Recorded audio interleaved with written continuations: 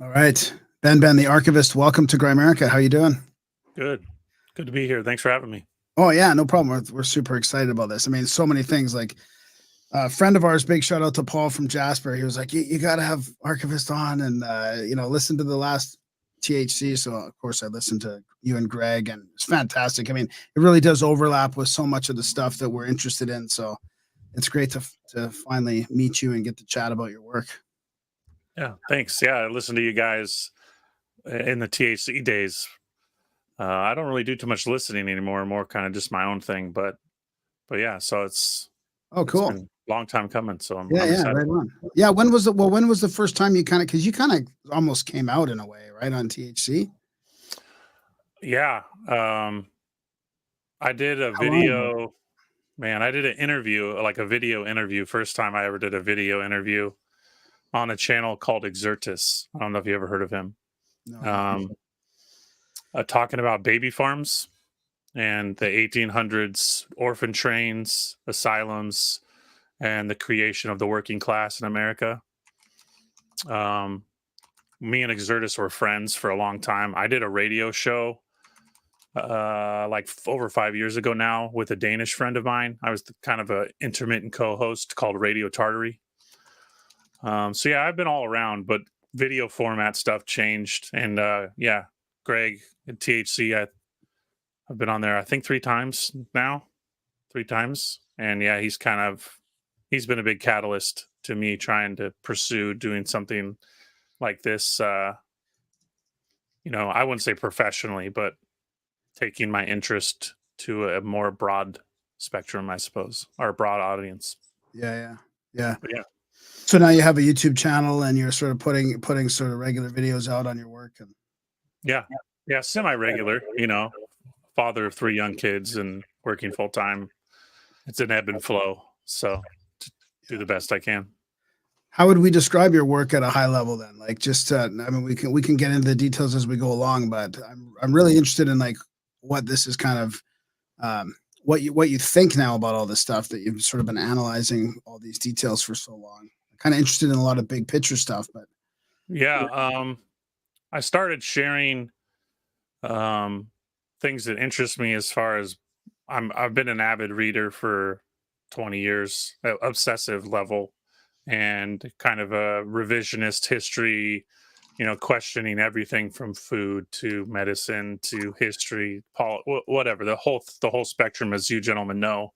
Once you get your toe in the water, eventually it'll spread into a bunch of different subjects. I would say my bread and butter is kind of like the Anomalous America material, which is a series I started where I just correlate really interesting articles from the late 1700s through the early 1950s, 1940s, and I put them into a state-by-state presentation. And I just wrapped up, I think, episode 20 in Iowa. And I would say that's kind of what I'm most known for and my most enjoyable outlet for this work. But as far as big picture, I mean, we could go anywhere. Yeah. So, but this is all digital archives that you've scrape, or how do you like access all the documents? It's at this point it's 95% digital. Early on, it was a lot of analog books I loved. I purchased and was literally taking pictures with my phone and sharing them on Twitter. I've been on Twitter for like 15 years. And then, I mean, with more and more stuff being added to the digital archives every year, it's become quite easy to triple your efforts, so to say, and cover more ground thanks to these digital archives. But yeah. Has AI helped at all with that? Who? AI? Probably. I mean, I don't know. I know AI is kind of used in some digitization. Some governments use it, but as far as I know, most of America has been hand scanned over 20 plus years and added to the federal Library of Congress, which is my big one. But I've used just about every university, every big university has a digital archive in every state, and most of the time they're free. Sometimes you have to pay. And then every state has a digital archive, because the Library of Congress is missing, I'd say, 15 to 20% of every state's newspapers. So if you really want to get, fine tooth comb, you have to go to each state. And then from there, you could go to the universities if it's a pay to view subscription based thing and you don't want to pay. So are you manually picking these things out, or can you start like Yeah, I've never used AI. These are, I would say, almost 100% of everything on my channel is old work. I saved thousands and thousands and thousands of newspapers over 10 years. And then talking with Greg from the higher sides, we eventually pieced together our first show. And that kind of led me into the idea of Anomalous America. And that laid the groundwork for how I would go back through my work and reorganize everything to create a presentation that would be a little more digestible. And even still, you're still having to manually read everything. Like you can't like throw it all in PDF and search it and stuff like that. Or can you?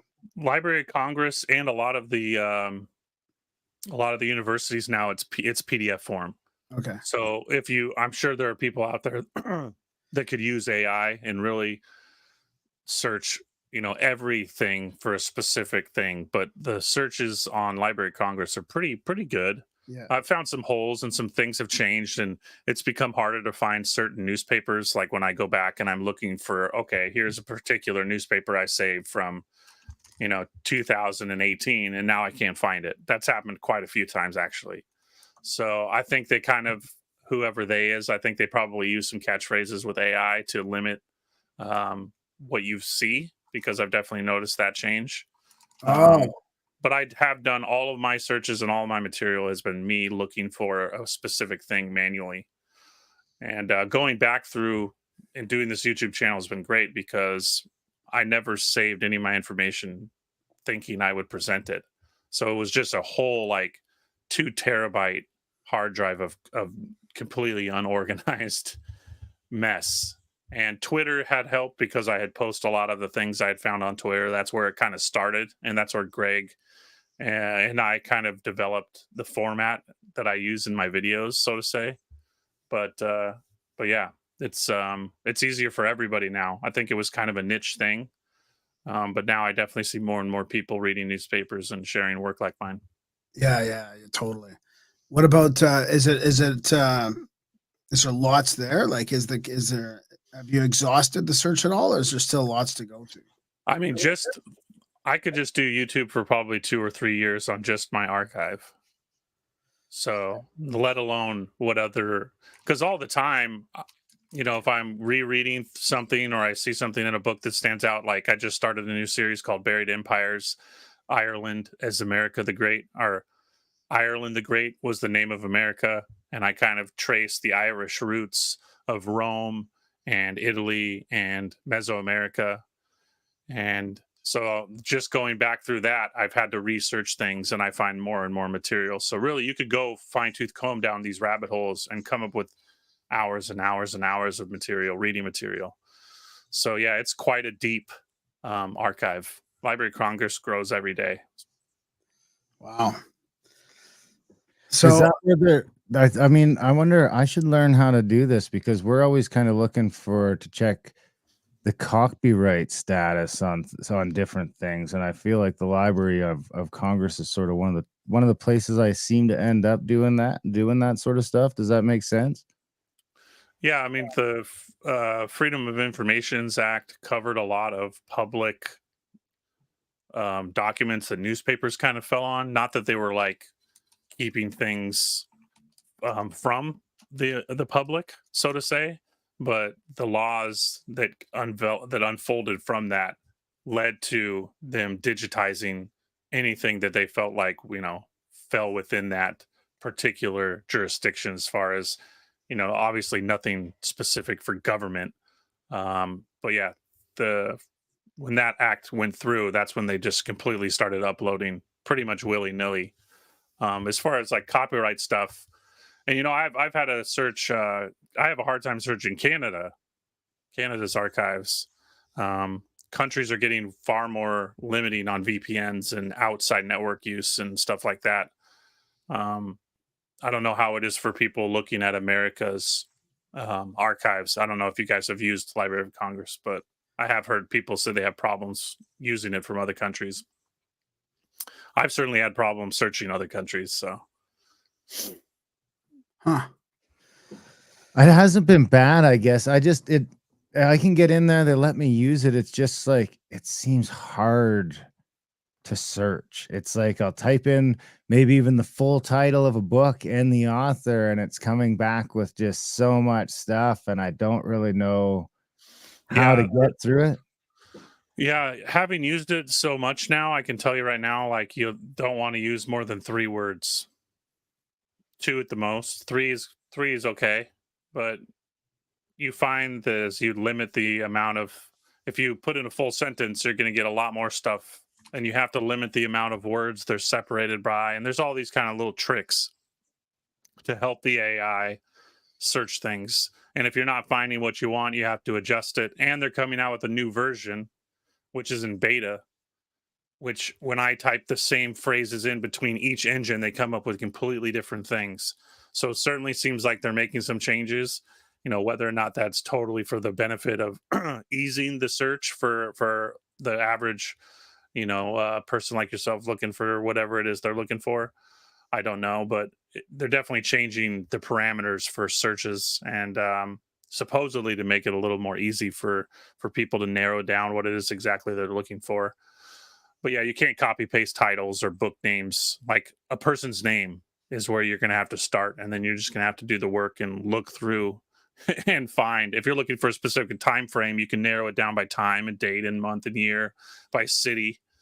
So if you're looking for a specific author in a specific time frame, and you know the region where they were publishing, that helps narrow everything down. But yeah, it can be a little bit tedious for sure.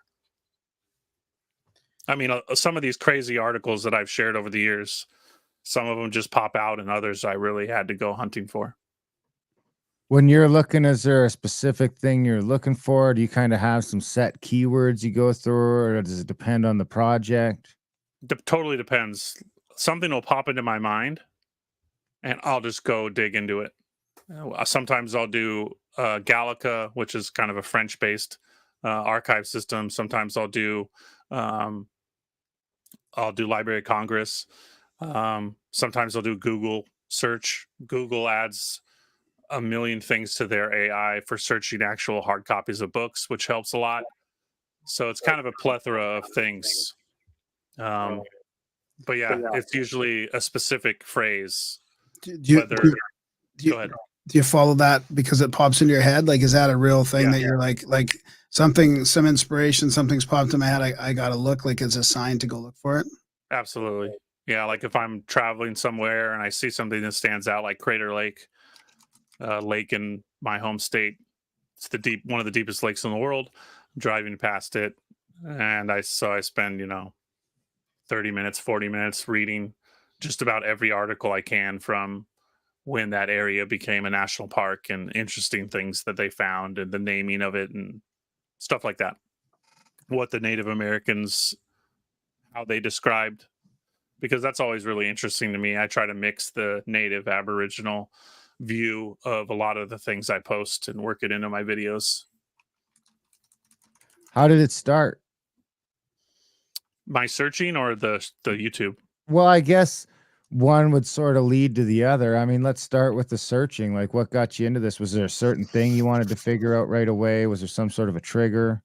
Yeah, there was. I've told this story a few times, but yeah, in 2007, I had a motorcycle accident, and I had an out-of-body experience during the accident, and I was nearly paralyzed and had a long recovery, and shared my experience with a few people, few friends, family members, and it was all quickly dismissed as, people experience these types of things when they're in traumatic events, which is true, but it didn't quite quench my thirst as far as explaining what I had experienced. So I started diving into near-death experiences and out-of-body experiences, and that led me down a huge rabbit hole of consciousness. What is consciousness? You know, simulation theory, blah blah blah blah blah, all these things, and then that from there it connected me with all these ancient religious views of what the death experience is, and dream states, and on and on and on. And that reminded me of a situation when I was younger. I found a bomb on my campus of my middle school. During the summer, I was doing a cleanup project, and I found a pipe bomb. And the bomb squad came and blew the bomb up, and the whole neighborhood gathered around. It was, you know, pretty crazy. You don't really see anything like that. So they did the newspaper wrote a little thing about me, and my mom clipped it out, and it was on our fridge for, you know, 10 years. And then the clipping was lost. And I was telling this story to somebody in my early 20s and had to go look at my local library to try to find the article. I ended up finding it. It was kind of this archaic, where you actually had to find the physical copy of the newspaper. I knew the date. You know, my mother remembered the date, so that helped narrow it down. So through that whole process, I was familiar with the fact that we keep it organized and, you know, store every newspaper from the creation of a state. So every state has been doing this. You know, the librarian was telling me about it and how much work it actually is to organize all these newspapers, you know, going back 200, 300 years in some cases, or 250 years. It's got to be weirder now, right? Because now it's just like, what do they do with all the bullshit pop culture stuff? Like, does that it just all goes in? It's like, yeah, The Rock, you know, got in a beef with this guy this week, you know. Oh, I know, right? Like, it's got to be just turning into a real mess in there. Because I do feel like, regardless of its flaws, that like 50 or 60 years ago, the newspapers were mostly restricted to news. Yeah. Oh, yeah. I mean, there was the occasional gossip thing, but it was more based from a perspective of, like, you know, John D. Rockefeller's in town and the town's pissed because he's closing down this railway station and moving all of his freight line to ships or something like that, right? That was as good as gossip got. So yeah, it's news. Obviously, this is pretty obvious to most people, but yeah, news is not what it used to be. And that's what I fell in love with, was reading newspapers from the 1800s, because it was very straightforward and cut and dry.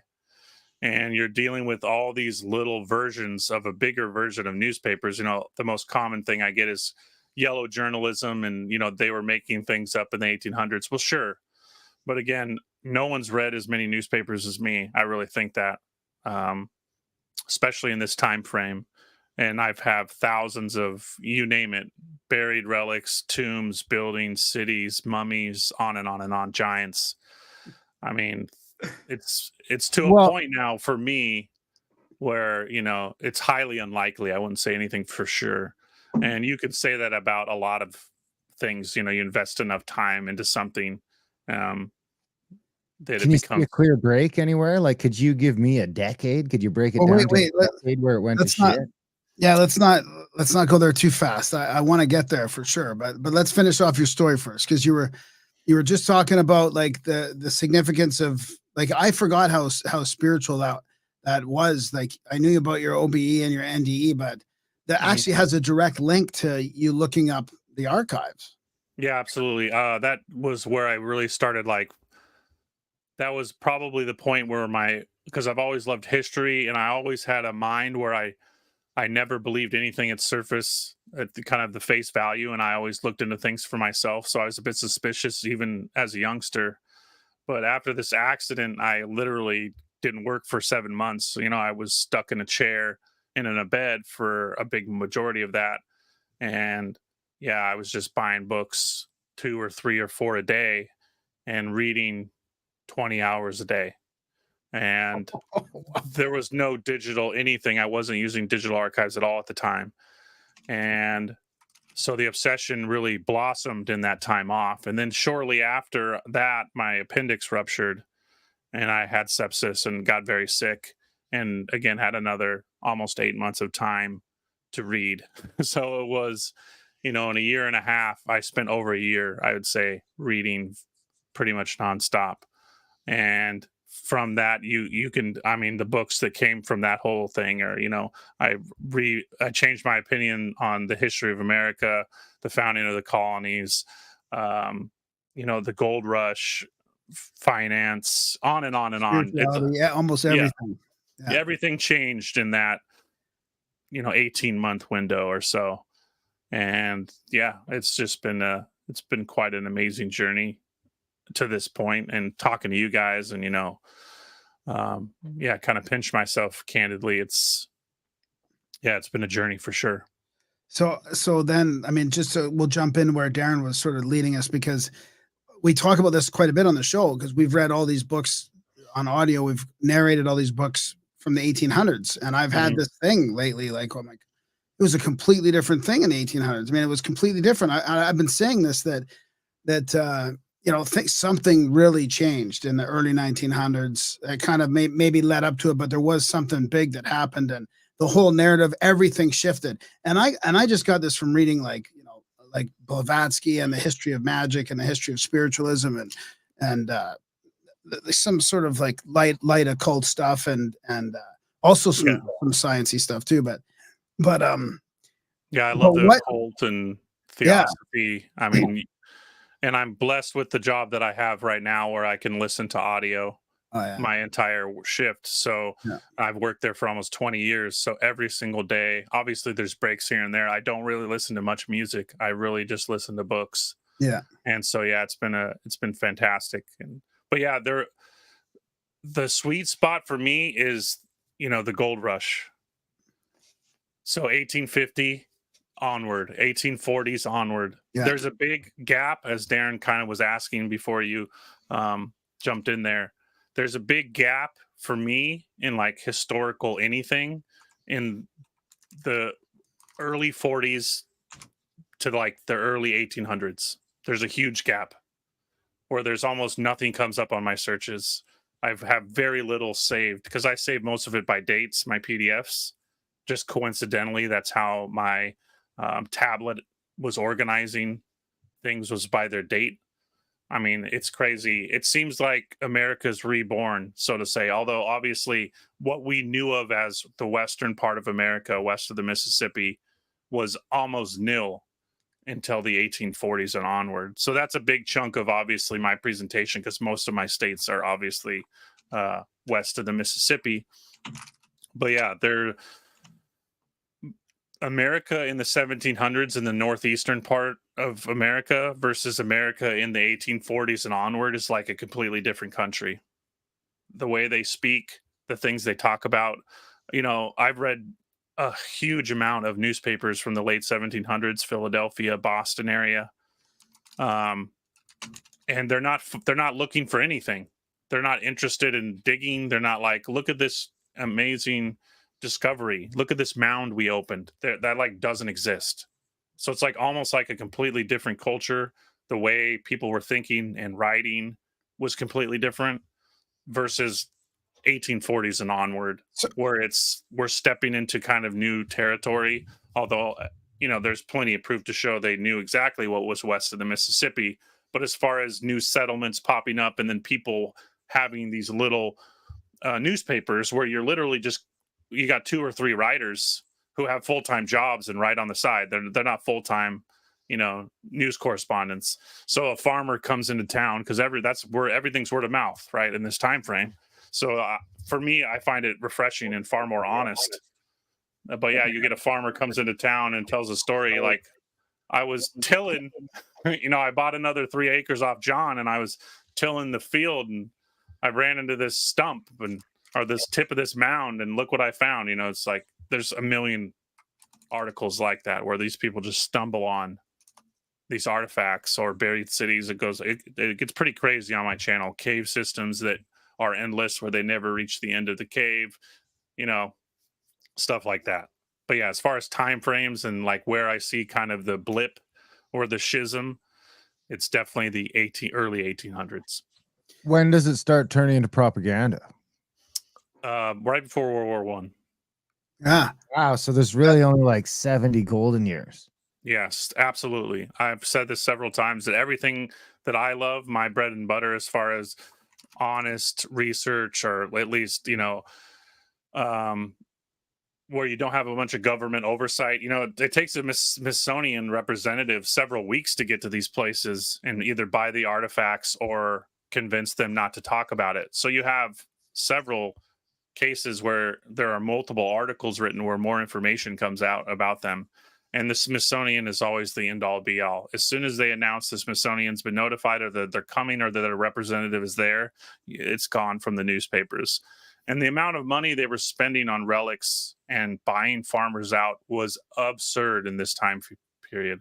I mean, Smithsonian himself was found himself into a huge inheritance and had a large sum of money, but he definitely had private backing, because we're talking millions of dollars in the early 1900s he was spending. I did a video where the Smithsonian had a $5 million bounty on a dinosaur in the Congo in the early 1900s. Was that Mukele and Bembe?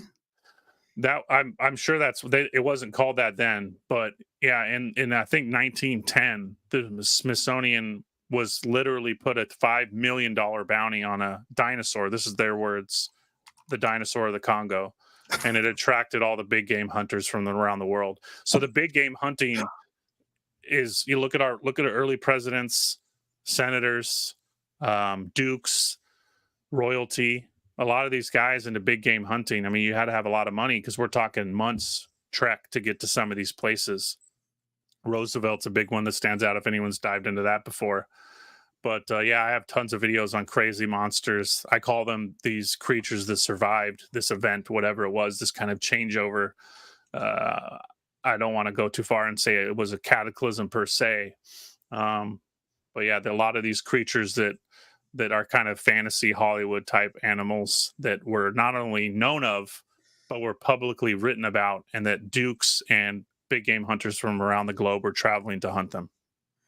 Oh yeah, there's so many questions I have, but I mean, let's stick to the 1700s. So, do you have any theories of why there was a bit of a gap there in the 1700s? Was that strictly because they were fussing more politically with stuff? There was the French Revolution. There was a whole sort of pushback against the monarchies and the states, and yeah, England for sure played a big part. But even I talk about language a lot, Middle English was still being used in the 1700s. And a lot of newspapers were still being written in Middle English. And for anybody that's spent enough time talking about languages, these transitional periods between Old English, Middle English, and what we call the third stage of English that we use today, they're slow, gradual changes. But Middle English to what we use today was quick. It was like a 20-year period, maybe even less. And whether or not England had more control over publishing, I've found plenty of evidence of that you kind of had to run what you're printing by the higher ups, versus when you get out to a tiny town in Iowa, you're not ringing up somebody in Washington or Boston or whatever to get approval. But yeah, what happened? I would say the early 1800s, the New Madrid event, I think was much bigger of an event than we're even told of today. Although more and more information is coming out to show that it was pretty substantial. The few good newspapers I found on the New Madrid event, which, if you're not familiar, for your listeners, this crazy earthquake that happened in the early 1800s over several year period, actually hundreds of quakes, the biggest one in 1811 and the second one in 1812, the story of the Mississippi flowing backwards for several days. And but yeah, the Civil War and the New Madrid event, I think all of these things point to a massive event of some kind that changed the way America was shaped, written about, how we grew, how we wrote about the Western states, a lot of things. And then it came around again, almost resurrected in mid 1800s, so around 1850, where there's that 70 years of because that's really what I noticed, is the amount of all these books in the late 1880s was a big decade. The 1880s. It's like a rebirth. It's like we're dealing with a civilization that's having to relearn everything. And why, for somebody like you who's spent some time in 1800s philosophy, which is a big niche of mine, you look at all these authors and it's like they're having to go everywhere else for this philosophical knowledge. Why is that? What happened? Right? Because the English weren't slouches. There was a lot of strong, so to say, philosophical work going on in the late 1700s in America, but none of the authors in the 1800s were interested in it. They were all going elsewhere, old world, right? You find that with everything. It's like, well, what happened here? It's like everyone's relearning everything. America, as we know it, didn't really have a leg to stand on, from my point of view, looking at the archives in the 1700s on anything. Mining, industry, it was all really located. You had two opposing parties. The parties built around the Gulf of Mexico, right, the South, and then the Union. And the only bridge between them was the Mississippi.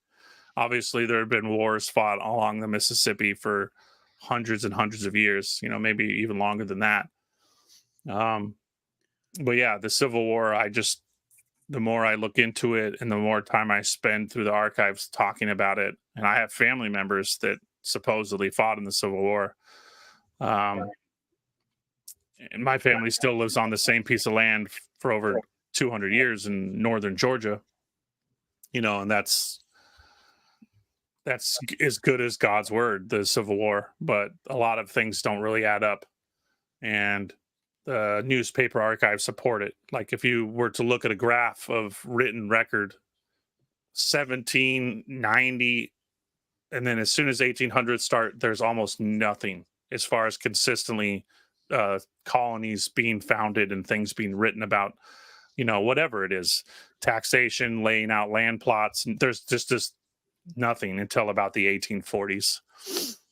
So did we not? So there's a bit of a disconnect there for me then. So did they not know about all this then?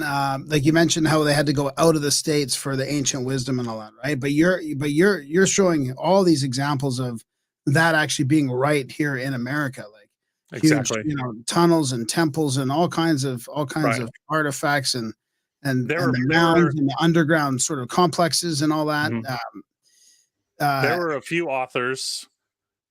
They weren't really authors again in this time period. They weren't writing books, right? But they were like being interviewed by somebody. A lot of them, were reverends or anthropologists from some place far away who was coming to this place because he heard some crazy story, right? And then they're telling the story to a writer. They're not even writing an article. It's not like it would be today. And yeah, so that's kind of what I mean by building this picture of something happened and kind of wiped the slate of North America clean. And I mean that in a physical as well as a metaphorical idea, that not only were we recolonizing, quote, colonizing America, right? Because we say it was a barren place, but even the Aztecs and a lot of these Native American tribes say and support a lot of what I've been saying, that like specific ruins that I'm discussing, whether it's in Arizona, Arkansas, Louisiana, that they were in ruins when their family migrated there 4, 5, 6, 7 generations before. And that they a lot of them have similar stories that line up quite crazily with Bible story. That there was a biblical type war, and that these two opposing parties had some battles that sound like, straight out of the Bible. And giants were warring. I mean, just about every Native American tribe, especially in the southern states into Mexico, giants isn't like a if or what, it was absolutely the case, and that a lot of them were still surviving and living in caves. Wow. So were they just starting to find this stuff in the mid 1800s and late 1800s? Like that was kind of when it started to, that was the sort of the rebirth you're talking about. And then obviously there was a decision made at some point to like, let's squash this down. So where did you see like a shift? I mean, you kind of answered that with the propaganda that Darren talked about, but where was the reset then from that, the golden years there, like after World War I, or? I'd say before World War I. I have hypotheses about what kicked off World War I, and it's quite a bit different than what most people talk about. I describe that the real war with the Germans was about airships and minerals, uranium, thorium, radium being the big ones, and that in the American Southwest is the largest storage of all of those three elements.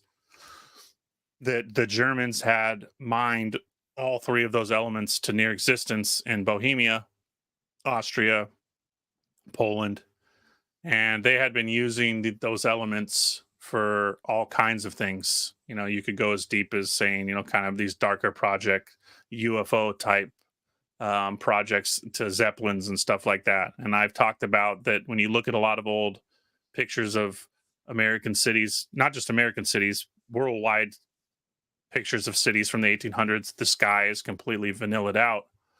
Are you familiar with that? Where just about all the old pictures, you can see no clouds, nothing in the sky is defined. Have you heard the term vanilla not only sky? that, but that makes me think of those old world Florida blocks. I don't know what he want. I think they were anchor stones. He wanted them to be for boats, but I mean airships. He might have said airships too. I can't really remember, but I remember thinking airships. Looks like you tie Absolutely. your fucking rope around that hole in that rock, and away you go. Yeah. Yeah. Me and Dr. Longo are pretty good friends, and we've done a lot of shows together. And we've talked about connecting this idea of Atlantis and the idea that the Gulf of Mexico is the true Fertile Crescent, and these kind of biblical lands of the East were really stolen from the biblical lands that find their foundations here in Central and North America. But yeah, so the vanilla sky thing I was mentioning is that a lot of these pictures, the sky is blotted out because I believe that they were covered in ships. Airships and zeppelins were covering the globe in the late 1800s and early 1900s, and this group called the German Syndicate. That's how they were written of in the papers. It was kind of a consortium of a lot of investors from Germany and Europe. Were buying up mines and land all over North and South America, looking for thorium and radium salts. And yeah, they own 90% of all that mineral in the late 1800s. And then Congress came in and basically said, if you're not an American interest, you can't buy this land. And they were basically booted out. And I think that's what led to a lot of the uneasy and, you know, the Titanic, a lot of these things, again, with a limited amount of time. I can't really build the narrative so much, but you find a lot of these millionaire, billionaire type tycoons correlated and related to this. The radium subject is really a powerful one, and it goes into radium springs and finding the elixir of life. And that, you know, when people talk about Ponce de Leon coming to Florida looking for that he found it in the water, the spring water of Florida, which has some of the highest radium quantity of any spring water in the world. And a lot of these, you know, the first kind of vacation idea that came along was people were taking trips to these sanitariums, is what they were called. And they basically were bathhouses, and they were built on these radium springs, and they were endlessly spoken of as being healing. People could come there with any illness, and they'd spend a weekend there, and they'd leave without the illness. Like the old healing like the old healing temples in Greece, really. Yeah, so all the Roman bathhouses, the Turkish bathhouses, the Moorish bathhouses, they're all connected to springs. This is subject removed from my own study, but I go as far as to say that they're all radium springs, and that this radium impregnates the water, and when it's induced into the body, has remarkable healing effects. But yeah, so the anchor stones that we've talked about, me and Longo have done quite a few talks about the blimp history of Florida. The Germans, when they would come to North America, they would always dock in Florida, and a byproduct of the breakdown of radium is helium. So you basically had, you know, then they were building perpetual steam engines that ran infinitely off radium. So you have an airship that produces its own chemical to stay aloft, and also that process creates perpetual motion. They could literally stay up in the air for months at a time. I'm sure some of you guys have seen some of those pictures of what flying in a dirigible in that time period was like. It was crazy. I mean, they had whole buildings essentially in these blimps, and these people were in the air for a month at a time, and they were flying all over Europe, North America, and South America. And the Hindenburg, there's quite a few good books out there, but the Hindenburg was a designed failure to kind of wipe the map of dirigibles. But yeah, so that was a glossing over of many subjects there, but yeah. And wasn't the Hindenburg made with a different gas too? It was, yeah, and obviously people know about the paint. I think a lot of people, your listeners, will be aware that they painted the ship with a flammable paint, I think, in days leading up to the accident, which no Zeppelin had ever used. It was quite heavy and would affect its ability to stay aloft and many other things. But yeah, the Germans, the Nazi party, once they were kicked out of America, they were caught stealing radium all over the world. They just started stealing it from France and Europe and Japan, and this is again written of in the newspapers. Wow. And this was all for airships, you think?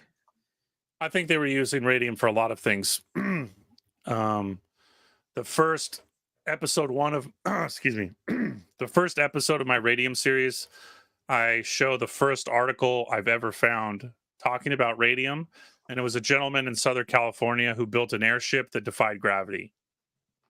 It could go up and down. It was basically completely null and void. He could move it anywhere he wanted and lock it in place, phase lock it, so to say. And I don't know if you guys are familiar with Walter Bosley and his NIMSA work. NIMSA, yeah, we had him on a while back, yeah. Awesome. So I think NIMSA is tied in because obviously a lot of them were Germans. I think they were well aware, and they were decades ahead of the U.S. government when it came to this type of technology. How did you say they make radium again? Well, radium is found naturally. Yeah, but they were also part of radium from it, or part of radium's decay is it creates helium. Helium.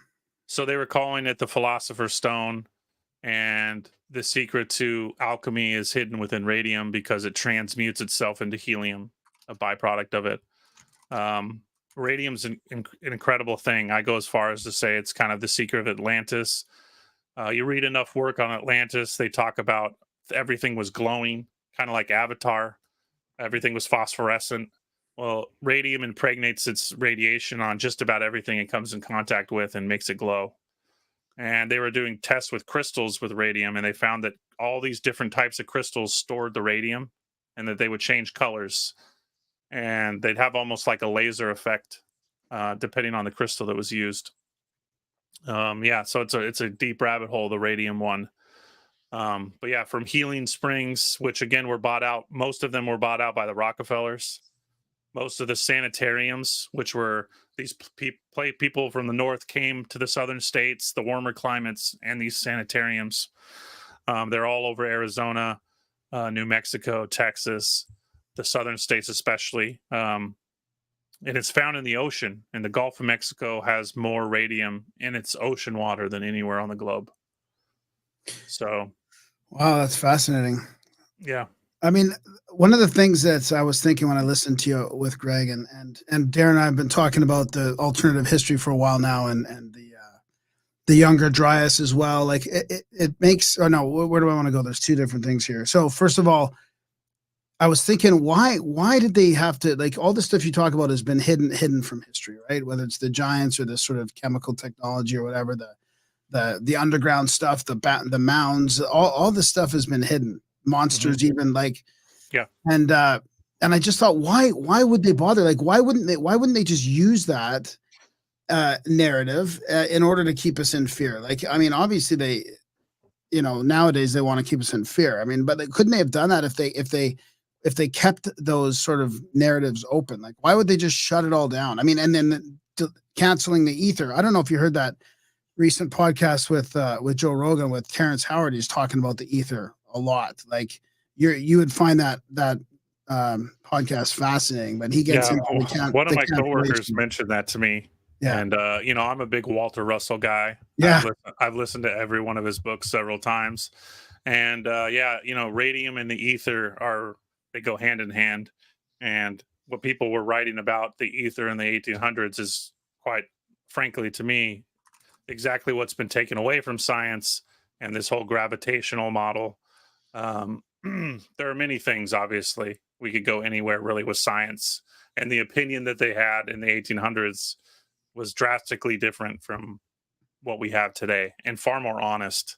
They were just speaking of what they were finding. And even a scientist at a university was able to be a little more forthright with what they found and what they thought about it. And whereas now there's just so many levels of bureaucracy that you're not even getting like a quarter truth. You're getting like a tenth, maybe, if you're lucky. So I guess that kind of answers my question is the ether is a pretty big one. The whole energy system and the ether. I mean, that could be why they sort of really squashed the whole spiritual reality and made it this materialistic thing. Like, of course, we're following Newton's laws and there is no ether anymore. There's just dark energy, dark matter, and all this. And forget the ancient wisdom and technology. So like we'll reset all that after World War I. It seems to me like 1904, 1905, space. Maybe. Mm-hmm. Yeah, they knew that they wanted to create space. Everything is inverted, right? Because there's no space even between me and you guys. There is no space. With the ether model, everything is connected. Yeah. And they needed to get away from that. And the idea of going beyond the firmament, remember, they had to do a lot of things to remove all of these ideas.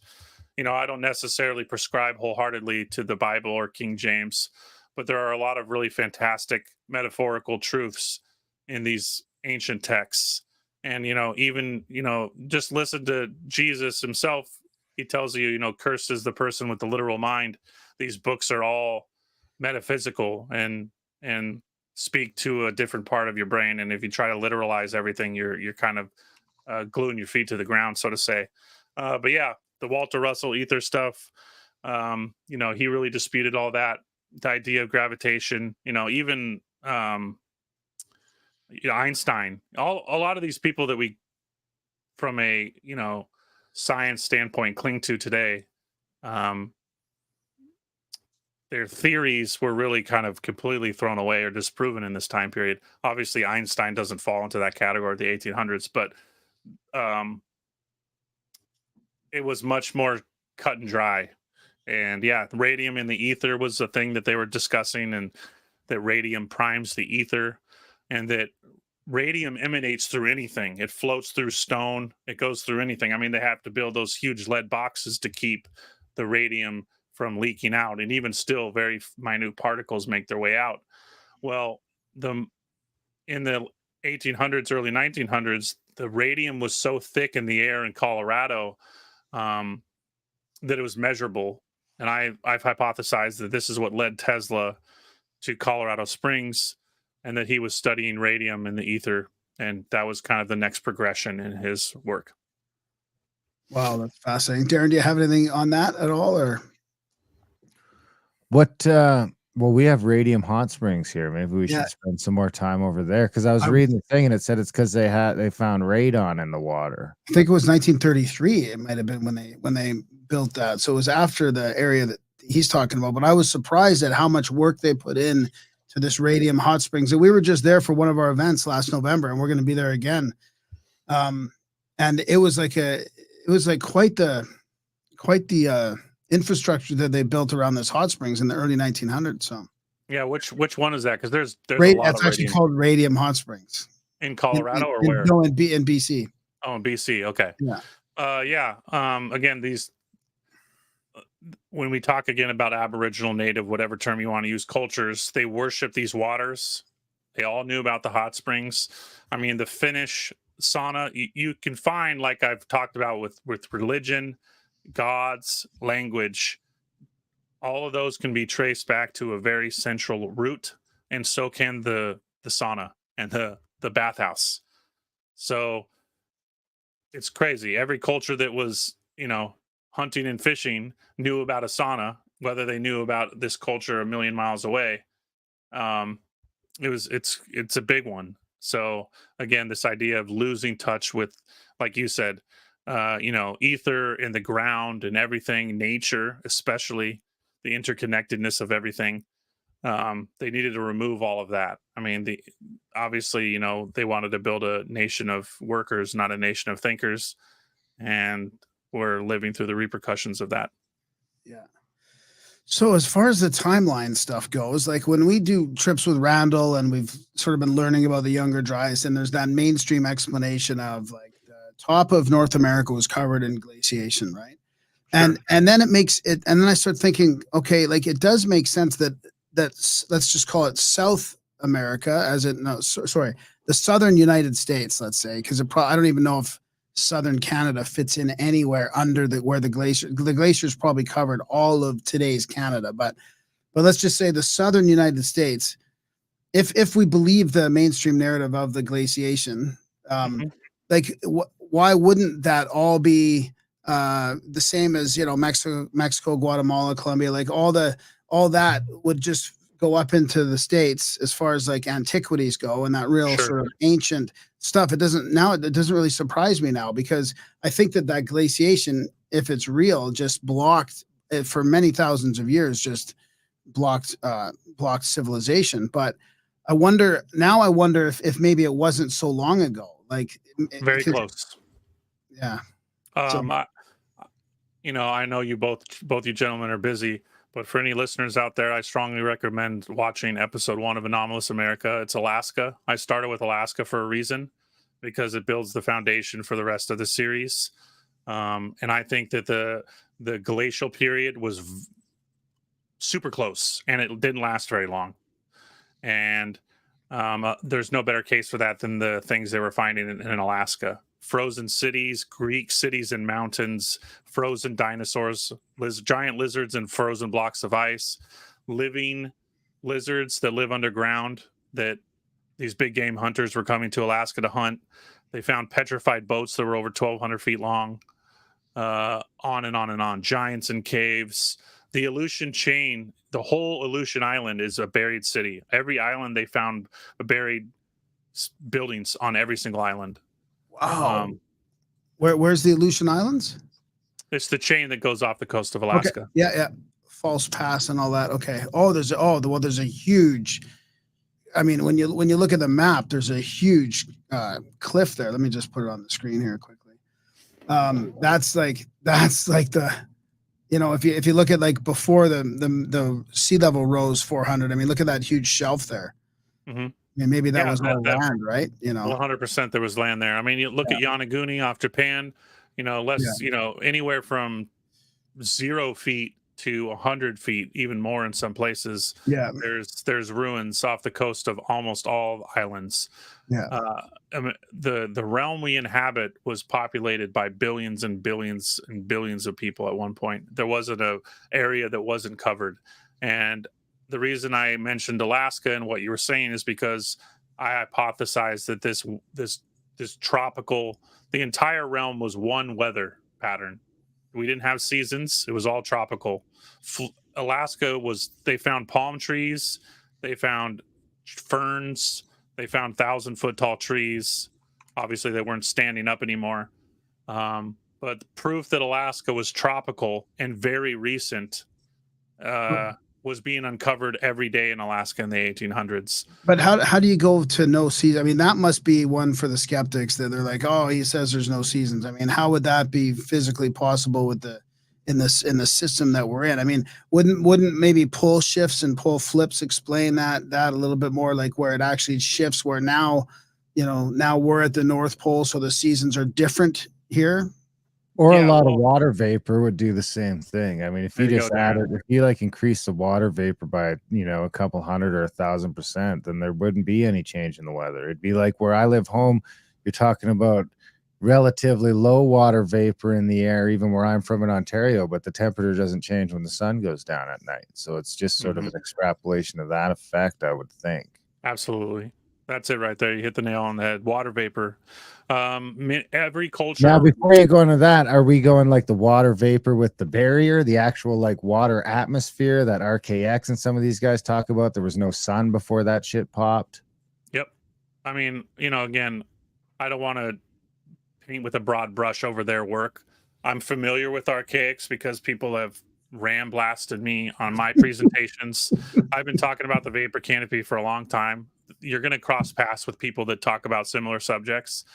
But yeah, the vapor canopy, the fall of the vapor canopy was the flood event, that the biblical flood event that we're all familiar with. And yeah, everything was, you know, kind of like a tropical climate. And yeah, so like you said, well, couldn't have South America and us flipped? Well, many of these authors that were first postulating the quote annular system or the vapor canopy system, which people were writing about in the 1800s, they said that the vegetation is found almost identically from Argentina to Alaska.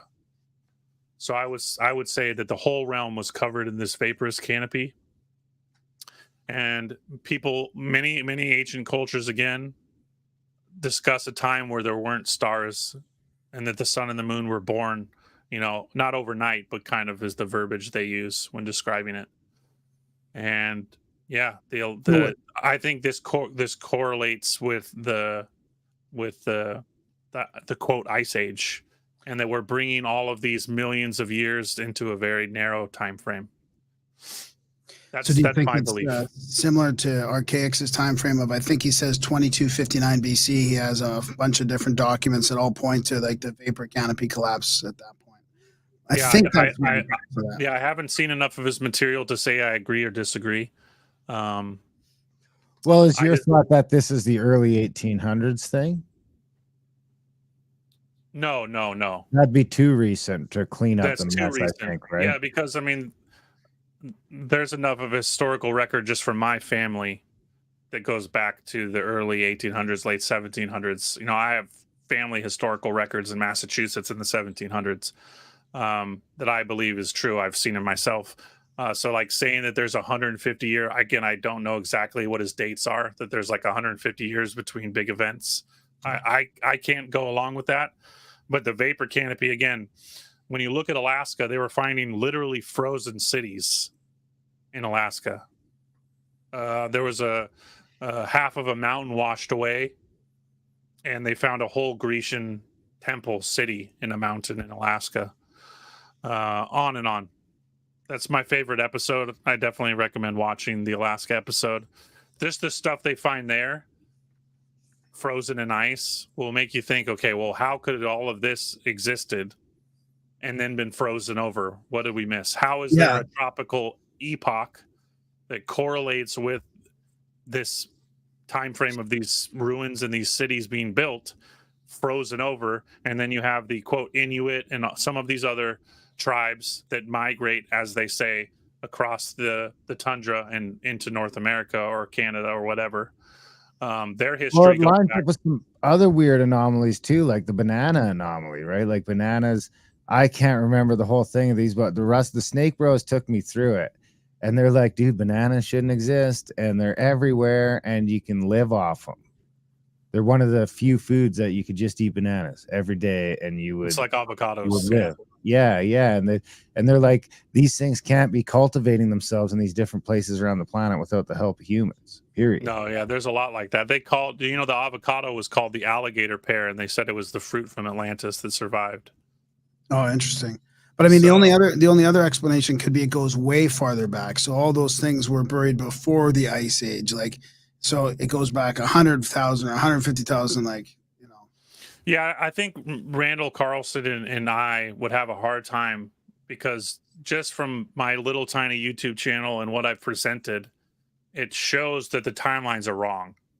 How wrong? You know, again, how far these epochs are separated, how long the ice, I don't know any of that stuff.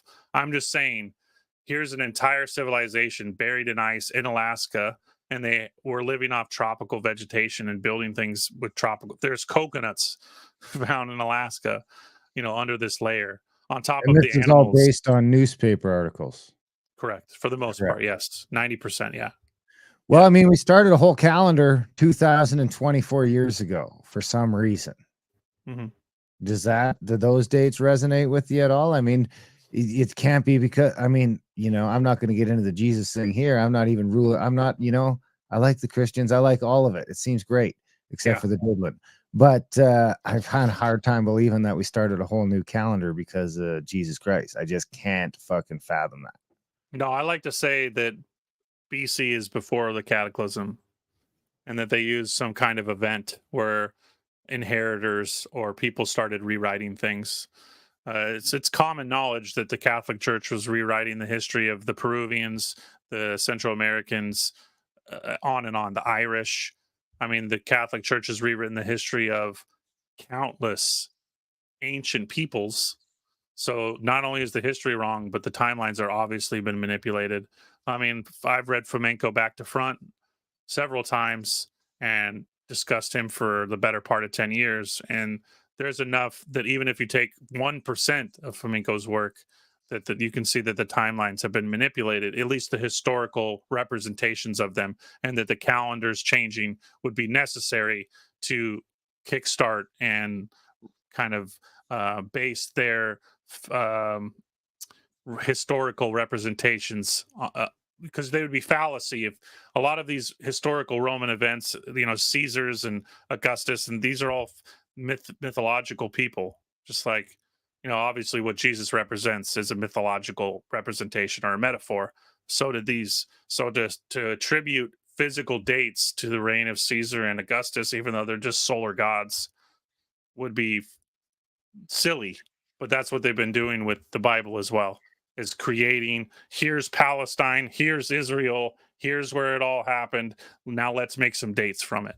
Even though you can gloss through from Flamenco, let alone, again, all the other works and hours and material that I've read that continually show that the timelines are wrong and the calendars changing. The calendars have changed more than once. But yeah, the calendar used to be what they called an annular system, and it wasn't marked by the sun and the moon. So there was no lunar calendar, there was no solar calendar. And the worship of the one true God, the Most High, the solar deity we know of, is historically relatively new. And I think it lines up with the vapor canopy stuff. And I can't say 2000 BC. I don't mess with numbers. I just say that most of those dates, why even bother? Because you can't truly say when this exactly happened, because the Alaska material shows you, well, the numbers are wrong no matter what. Now, I wouldn't even try to attribute a date, because I'm already saying I can't trust any of this, that the calendars we'd be given, how long the ice age lasted, when it started, what dinosaurs, blah, blah, blah, blah, right? Because when you look at it from a geological standpoint, they'll show you, here's this layer, here's this layer, here's this layer. This layer was 30,000 years. This layer was 150 to 250,000 years. And this layer was 1 million plus.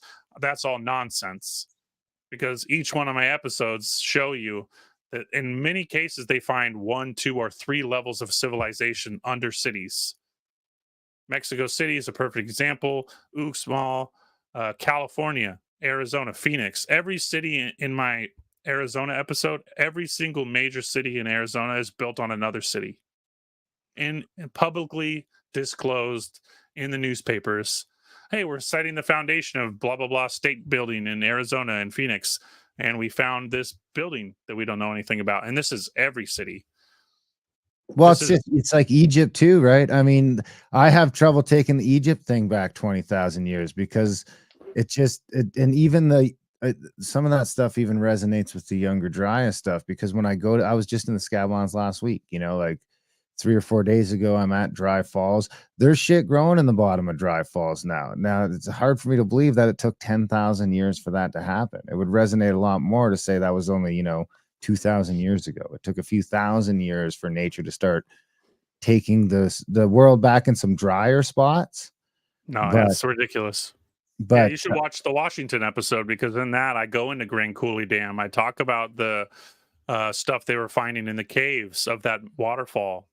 There's just a little bit of material there that makes you question it. And again, the time frames. Not to mention, there are many maps that show all of Washington was a giant lake, and that Native American cultures, this is in my Washington video, I talk about this, that there was a giant serpent that lived in the lake and ate a bunch of Indians, and that they feared this serpent, and that they went to war with this giant serpent like Loch Ness that lived in a giant lake that covered the Scablands. So is that why they were in such a, because I mean they seem to have killed a lot of Indians. Is this part of the reason? Were the Indians like not going along with the thing, or You know, I mean, Yeah. not only just killed them, they like really made a concerted effort to destroy their history and their culture and their language and their oral traditions. Like, really, that seems to be ultimately was probably a higher priority than killing them, because they could have just killed them. It's almost like they wanted us still around, but spreading their same misinformation. It goes back to what Graham was saying earlier about the ether and the unity of all things. Despite these cultures, you know, being at odds with each other sometimes and territorial disputes and whatever, most of them held the same, quote, religious background or understanding, that we lived on a living thing, that we were tied to it. It was tied to us. It was this completely circular, beautiful system that there was no confusion. And that, you know, the industrious white man with its slave population essentially has come in, and we want all this as a big land resource grab, is what most of it was a resource grab. Minerals, water, many things, you know. Subterranean, you know, I talk a lot about that all the military bases are connected with these ancient subterranean systems that all these cultures were well aware of, and that many of them knew that every once in a while things on the surface get pretty shaky and that you have to go underground, you know, whether it's floods or, you know, volcanic events or what have you. But yeah, so they not only wanted to steal these people's lands, but wiping out that historical word of mouth history that they shared, because none of them really had a written language. They did, but it was learned from, you know, quote, Westerners or Europeans, Phoenicians. I do quite a few different series about discussing that topic, but all of their myth was passed verbally through story and song, and they were all very similar to what, you know, to one another. And that creating this false, not only timeline, right? Because many of these cultures are telling you what my channel is saying and showing what these people are finding, that America was densely populated, millions and millions of people, that there were different tribes that were warring with each other, red-headed giants, all kinds of crazy shit, dragons flying in the air, lizards running around. People were taming these giant, terrible lizard dragons, whatever you want to call them. And yeah, cultures come and go. And, you know, the Aztecs said that we were the fourth generation and that 3 previous had been destroyed by fire, flood, and mud. So the mud flood was the most recent. There was a event of fire that destroyed another group of people, and then there was a flood. And Where do you put the mud flood at? The mud flood, again, I can't say a specific time frame, but I would say it's the most recent. In just my last Iowa episode, I talk about the mud flood, which is, I don't talk about it too much just because it's hard to correlate time frames. But when it comes to talking about buildings that are buried in mud, no better representation of that is there than in America, because there are ruins all over, especially the American Southwest, but everywhere. I mean, my home city of Portland, when I was in middle school, we were touring the underground. You know, there's 4 stories of city underground here in Portland. It's closed off now. You can't go down there. I'm sure it's just full of drug addicts and what have you. But I've extrapolated on that and said that's every major city across the realm. And I've heard actually firsthand accounts from people that say they've been 5, 6, and 7, you know, layers beneath New York, that there's full cities under New York. Yeah. I haven't got there yet, but I've posted a lot of stuff on New York over the years. They're clearing out the subway. They don't even say that they're building the subway. There are tunnels that they're finding in the 1800s that are already built, and they don't know who built them. And inside some of these, they're finding crazy things, like crazy things, boats that are buried, all kinds of crazy stuff. Same with Paris and London. In Paris, I believe they're building a new subway in the late 1800s, and they're running into all these old tunnels that they had no idea were there. You think if you have a city so far along as Paris, right, and they don't even have maps of the tunnels that are below them. And this is everywhere. Constantinople, same thing. They're improving a water system, and they're running into ancient water systems. They go inside of them and they find a whole city. There's like 3 cities under Constantinople, They estimated they were 300 feet below Constantinople, and they were in a whole nother buried city. Jerusalem, same thing. The European royalty hired this guy to go to Jerusalem and explore the underground because they knew there was an extensive sewer system. He said he dug down 300, almost 400 feet, and he found at least 2 different cities, 2 different civilizations. This is, again, 1800s newspapers. This is everywhere. What about Canada? Canada, you know, I have a feeling that no, like we were covered under ice or something. I mean, I just don't feel like we have that history here. But yeah, you know, I have so little on Canada, and again, I think that just has to do with, you know, the freedom of publishing in America in the 1800s was unlike anywhere else, and it was really like the Wild West. They were literally just like, okay, we kick these Indians off the land. We're going to we're going to do a draw system. We're going to hand this land over to all these random people that are coming from the east. They're going to be on this land, and look what they found. You know, it's only a matter of time until you put a stranger on a new piece of land. They explore the land, or they're plowing, or whatever it is that they're doing, planting crops. Boom! Oh, I found a cave system. Look at this. I go in it. I can't tell you how many of those I have. Dozens and dozens now of caves they find. They go inside. It's a temple or a sarcophagus, or yeah. I mean, it's crazy. well, I mean, it makes you wonder because there was this whole genre of early science fiction, subterranean fiction, right? Mm-hmm. I've got this website pulled up, nighttime editions. I mean, and the amount of books, like there was a really, and this is all I think from the late 1800s, early 1900s. You know, The Secret of the Earth, Edidorpa. That's like a famous one there. We've got that on audio. Yep. Phosphor, Thyra, Brill. the Wolfman. Actually, the one you mentioned is in here. The Moon Pool. What's next? The Goddess of Advabator, or the history of the discovery of the interior world, the land of the central sun, the divine seal. Yeah. There's one here where I won't read them all here, but the one that you mentioned, some of the smoky god. Yeah. I mean, that's I don't know. It seems crazy. Yeah, and you know, authors were postulating in the 1800s that the lost tribes weren't lost; they just went underground, and they found a tribe of tall, quote, Israelites in South America that were living in a cave system, who were practicing Masonic rites, and had a huge underground city with tons of really ornate mahogany woodworking skill and all kinds of stuff. And this is everywhere. And again, when it comes to presenting of 1 or 2 videos, you know, it's like comments are always going to be, you know, like people are drumming up a story, and you know, but again, having covered so much ground with that, like how many people in your small town are reading about a cave system, you know, that connects with mummies and ancient tombs, and then they find the same thing in Arizona, but these people, you know, geographically, it just doesn't make sense to me. And you know, like my Kentucky episode, the Mammoth Cave system, 3,000 mummies were found in the Mammoth Cave. 3,000.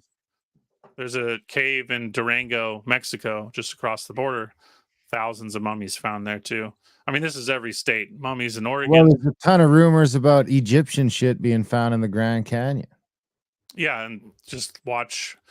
And again, I know no one has the time to watch it all, but my Utah video, my Arizona video, my Colorado video, I talk about, so that's the main focus, Subterranean, and I talk about all kinds of ancient Egyptian artifacts. And the Egyptian thing is found all the way to the Mississippi, all along the Mississippi, even into Florida and in Texas, and yeah, it's California. I think, again, tying to what Flamenco said with timelines, that our conception of historical narratives when it comes to the Bible and placing those events would more likely be here in the Americas than it would be Palestine and that neck of the woods. That's a tough one. That's a hard one to. Think of the Nile. Think of the Mississippi being the true Nile. That's a stretch, but when you've seen the material that I've covered, you at least go, oh, okay, well, there definitely seems to be a representation in the discoveries made by locals in this time period to suggest that we may have been led down the wrong path as to who and what and where these events took place. So, I mean, it seems like we've got room for more discoveries then in America. I mean, is it going to open up? Are the cracks kind of opening up now? The narrative shifting?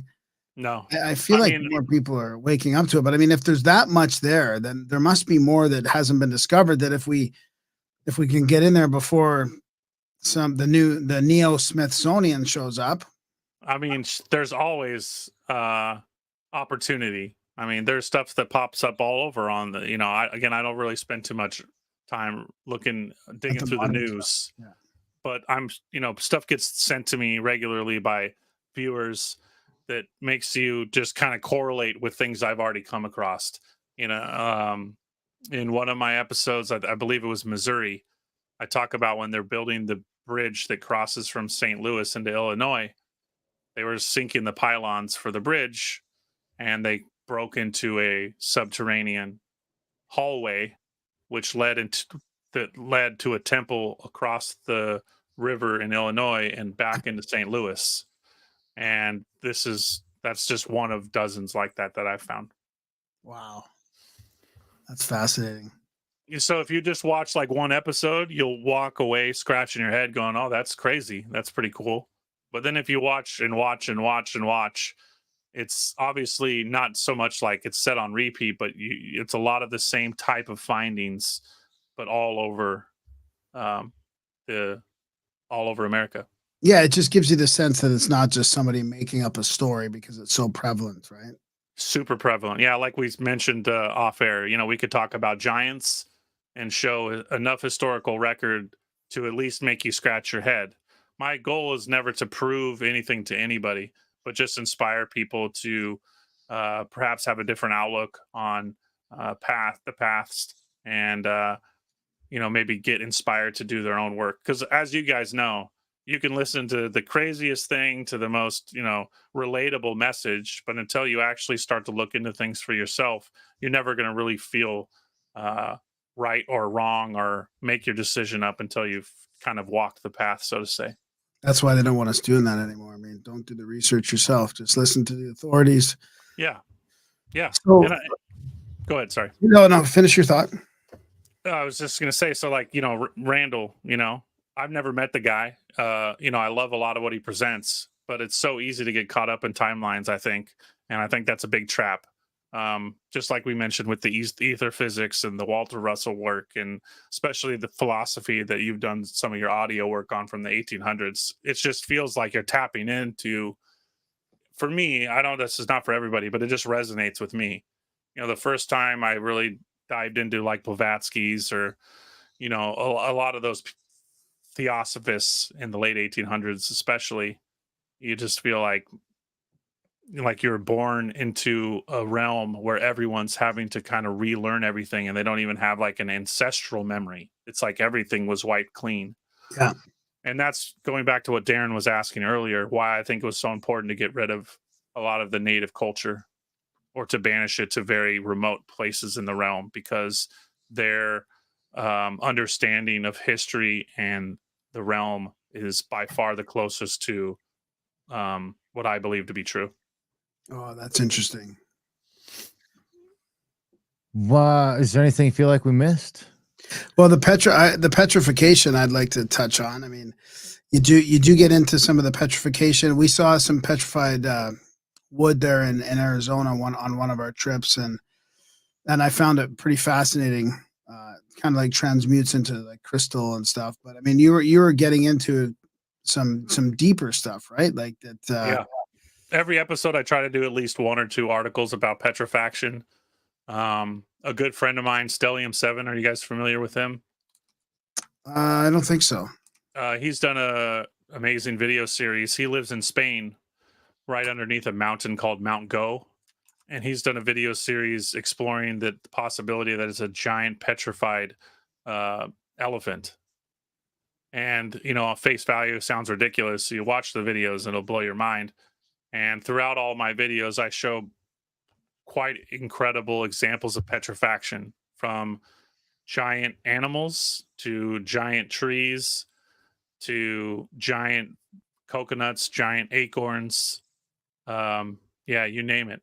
All organic matter can petrify when exposed to the right conditions, whether it be a liquid state or a electrical state. High voltage amperage can petrify something almost instantly. And when we talk about the kind of idea of the American Southwest being blasted by some kind of electrical event or several, and then you look at the levels of petrifactions in Oregon, in my Oregon episode, in southeastern Oregon, they found an entire petrified forest that was over 50 miles long. All the trees still standing, crystalline, with the fruit, acorns, whatever exactly, I can't remember. They were petrified too? Correct. Yep, standing Wow. forest. In states, I found trees that are over 1,000. That shit down. Just fuck it. Oh yeah. Fucking 'cause bulldoze it.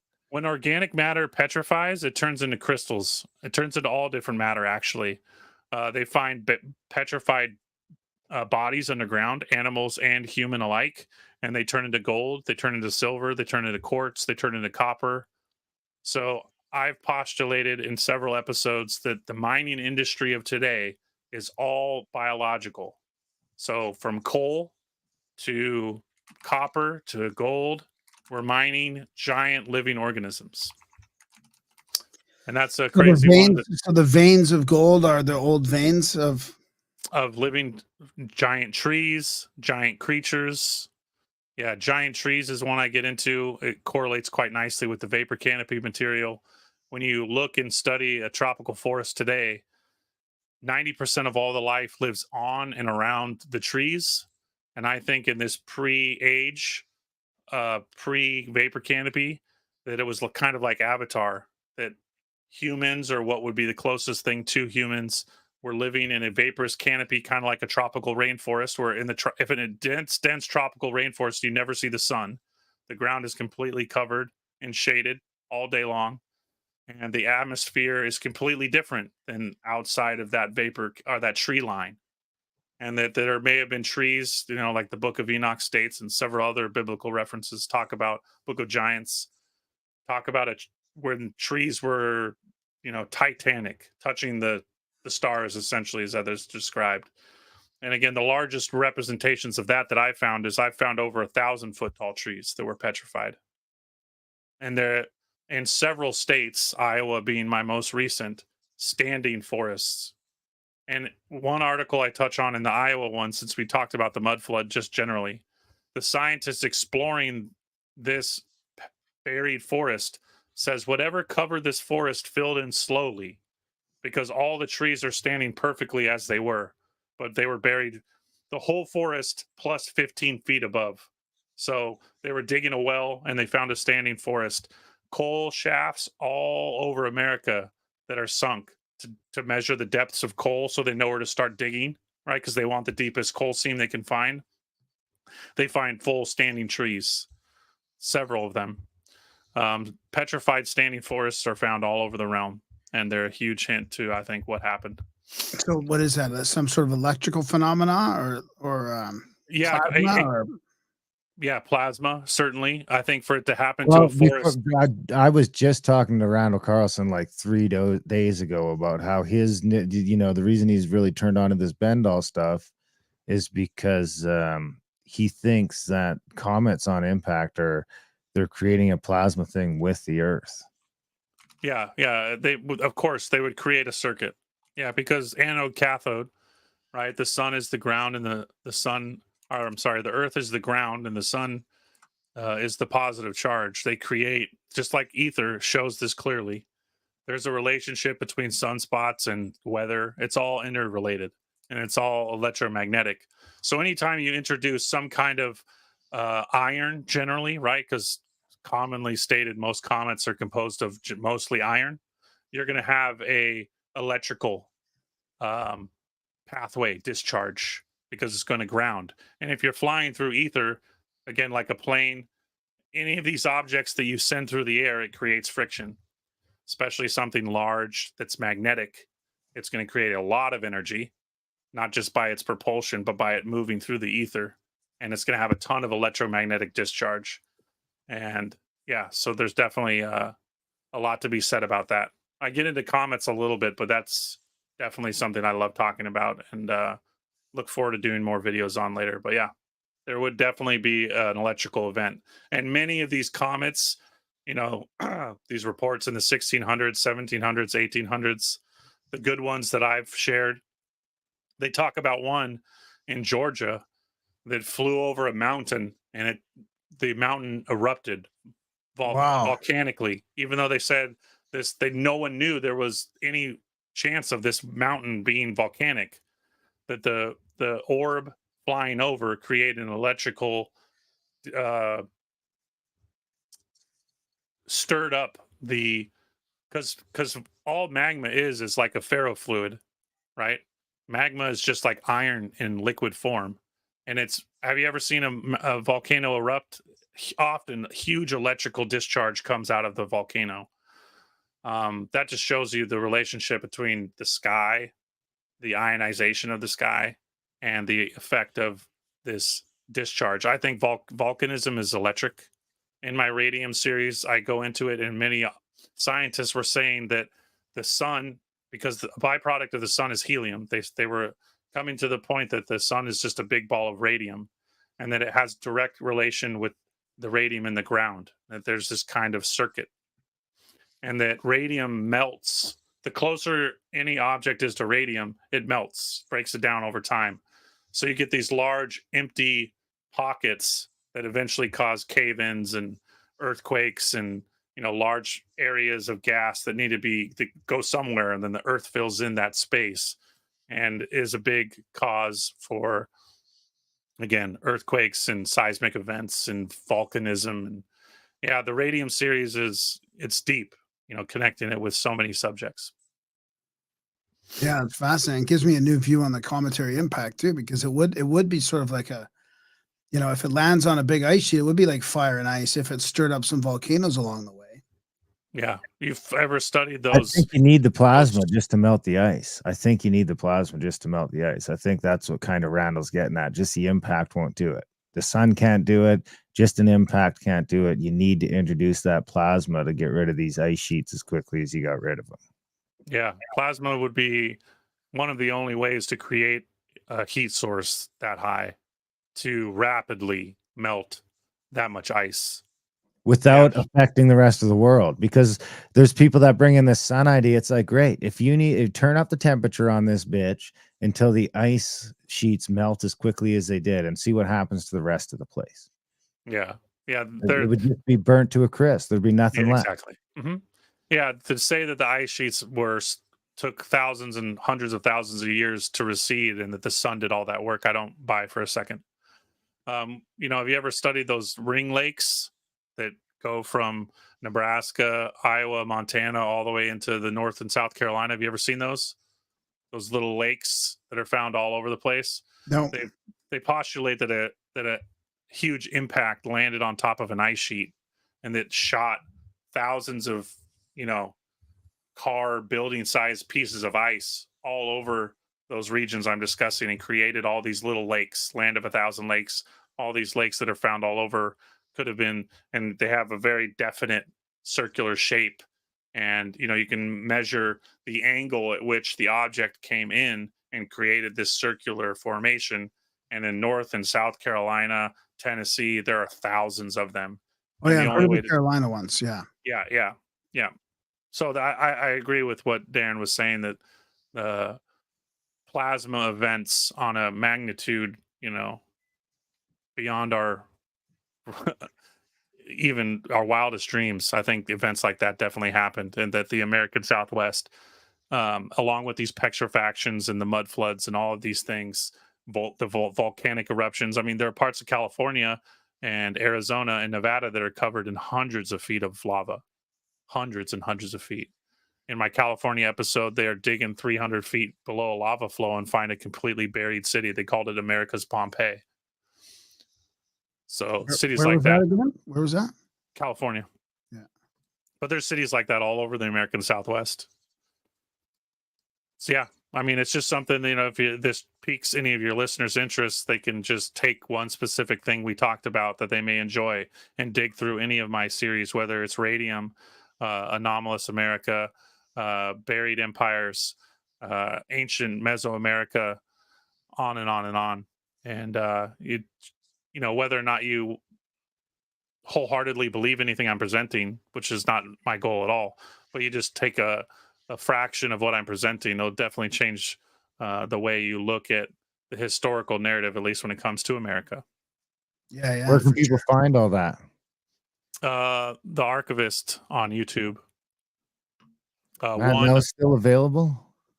1_analog_9 on all social media is my handle.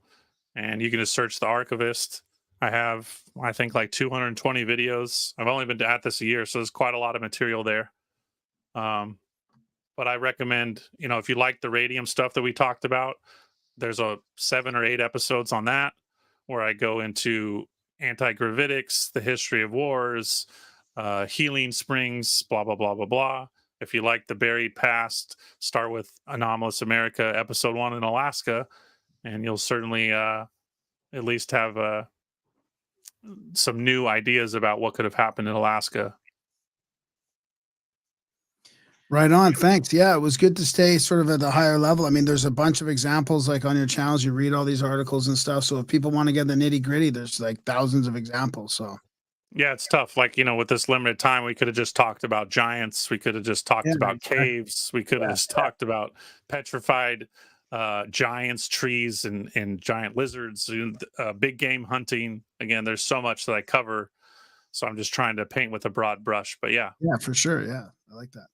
Yeah. Right on. Well, we'll put all links to that in the show notes. And it was great chatting. Do this again. Yeah, I would like to focus in on some of those other places a little more. Zoom in on some of those because there's some that I know some stuff about, and others I don't. So yeah. I mean, I would love to do a more narrow view on something specific, a topic that you like in one of my episodes. And because every state, I only get to present maybe 20% of what I have. And, they're 2.5 hours long. So there's always lots more on the table. Right on. Yeah. Awesome. Well, thanks, man. This has been good. Thank you. Right on, Ben. Yeah, this has been fantastic. Thanks for coming on the show and come back anytime. Yeah, please. Yeah. And, we're all busy guys. So if there's some particular episode that, captivates your interest in whatever it is, like I mentioned there at the ending, I can go deep on a lot of subjects that a lot of people don't talk about. And it really does take kind of more of a focused explanation, and I could read some examples or read some old newspapers and really kind of show people how these people were writing and the kind of earnest discovery I think that was occurring in this time frame. Yeah, right on. We'll do for sure. Yeah. Okay, Ben, thanks. You have a good night. Get back to those kids. Yep. Love you guys. Pleasure. See ya. Stay in touch. Okay. Absolutely. Bye, guys. That was good. I don't know how I just figured out about this guy. Yeah. I don't listen to podcasts either. This is a problem. I feel like you can only do so many podcasts before you just, I feel like I just don't want to listen to them. Oh yeah, no, I know what you mean, but I heard him a couple times on Greg's show, and then Paul, of course, Paul from Jasper was saying, okay, it's time for you guys to connect. So I did. I listened to one of our listeners, and yeah, it's just great. I mean, all the stuff resonates with me. This 1800 stuff, and yeah, I love it. I just went through some of that moon stuff with Randall again, so. Oh yeah. I got some more books to go through. I think, he's never going to do it. So I'm just going to have to figure this shit out on my own. He might. Well, he might, but I don't know. I get the sense he might not. He's just like, well, you just read this. He really wants to send. So I don't know. He's mentioned all the books and all the stuff I should read. So I'm just going to read it and see what I come up with. He's a busy guy. I know, but that's a really good. I mean, to me, if he's going on Rumble, and he's in a sort of a partnership way in Rumble or whatever, that would be that presentation that Randall could do on the moon would be a game changer in a lot of ways. I mean, it would create a lot of buzz. So that's what I'm just thinking of it as far as like him marketing himself. He's got it ready to go. It's pretty good stuff. Pretty good stuff. I mean, we can never get all the way through it. There's so many slides. And did he present it to the people? He touched on it. We just got into some of the Masonic fucking blankets for each degree that we have never looked at before. And it's crazy. It's fucking nuts. They've all got the Pleiades on them and ladders going to the Pleiades and behinds and just go to the. So I'm telling you, these Masons know some shit. Oh yeah. I'd start to think that Randall's not even just like, no, the dude knows some stuff straight up. It's not even research. It's just like, well, I don't know. It's crazy. It's crazy. So I check that stuff out on YouTube, guys. I mean, that's where you're going to find all those old giant Smithsonian. The Smithsonian has been gobbling stuff up and changing the history of the Americas for a long, long time. And he just kind of concentrates on the stuff that they were writing before everything changed. So check that out. Other than that, support the show, guys. We need more support. We definitely do. Grimerica.ca/support. Sign up for a monthly or make a one-time donation. Whatever you can do to help us keep afloat over here. We're demonetized on YouTube, so it's all you guys. We need you guys to help out when you can. So head over to Grimerica.ca/support. Sign up for a monthly or make a one-time donation today, and we'll mention it on the show and make a big deal about you. So that'll be fun for you, fun for us. GrimericaOutlaw.ca for the other podcasts, adultbrain.ca for the audiobooks. Of course, we got another event with Randall coming up in September, and I think it's September 15th to 21st or something like that. And then we got yet another one coming up in November in those Radium hot springs. We'll get you into the Radium water. So contact at thecabin.com. Come to Invermere. We'll fucking toss you in some Radium water. You can get healed up. Hang out with Brandon Powell. Check out the Rocky Mountains. Other than that, we love you guys. Thanks for listening. And we will see you next week.